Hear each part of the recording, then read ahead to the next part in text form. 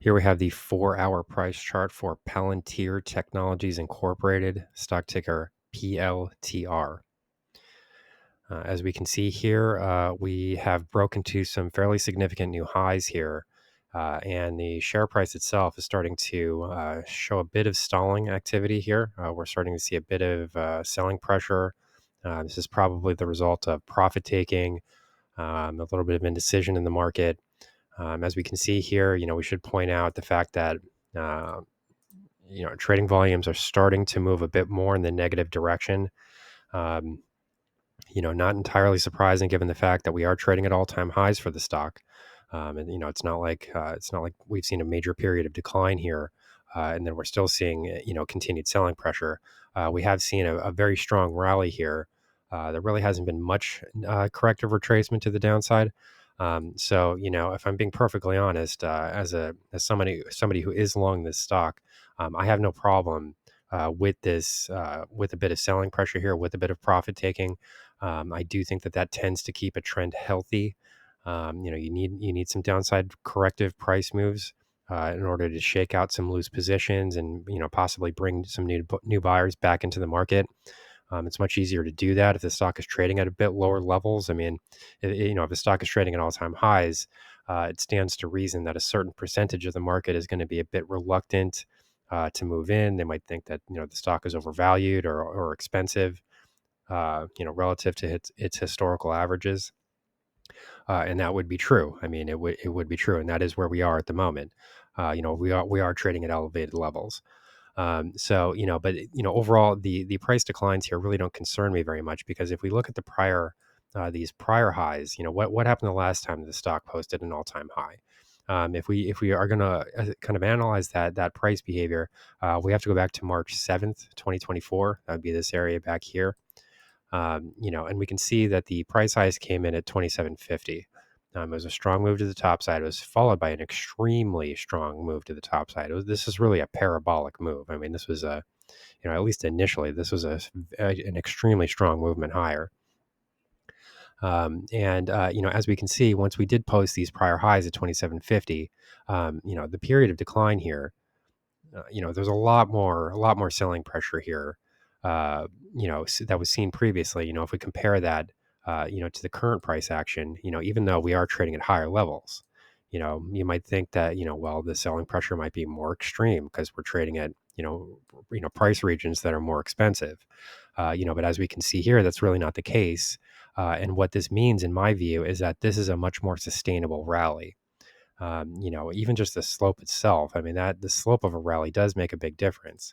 We've got kind of a more of a 90, initially the price movements that we saw, was almost a 90%, 90 degree angle that we're looking at here. I mean, this is almost straight up, as opposed to this more recent gain, which is like more of a 45-degree angle. A night, an 80-degree angle or something like that is not, it's not sustainable. I mean, if we're being honest about anything here, it could be a great company, it could be the best company in the world, but you're going to have to see some corrective, downside retracement at some point.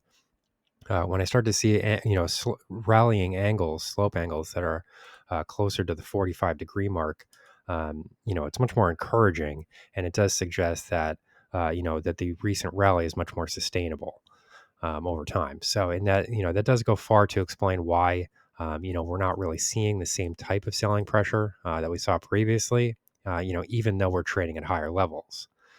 It was a bit of a tough road to get here, as we can see. We've got the prior highs outlined here.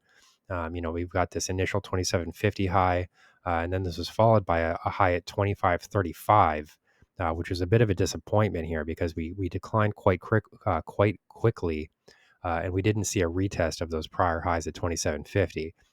There were definitely some people in the market that were starting to count out this stock here, and really to start to suggest much lower share values at that point.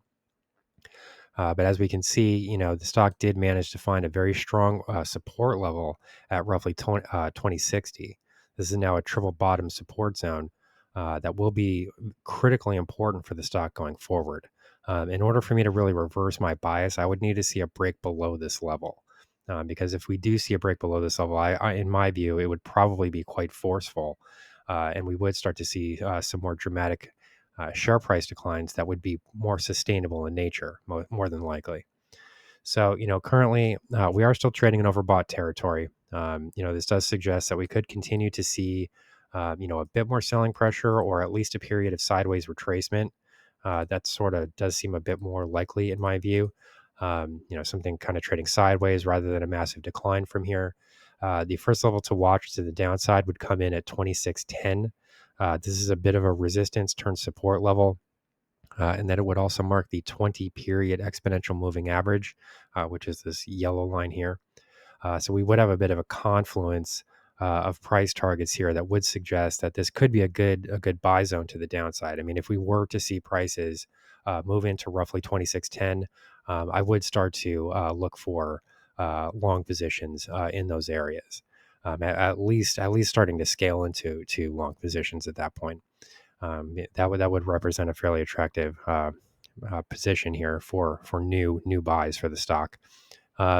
We could get there because we are in overbought territory, but we have to remember that the underlying trend momentum here does remain positive, and we have seen instances in the past where the stock was able to remain extremely overbought for an extended period of time. I mean, this prior overbought trading condition lasted more than a week last time, and that's highly abnormal. You don't normally see that occur in a stock like this, but the fact that this did occur suggests that it could very well happen again. I mean, there's nothing stopping it from happening again.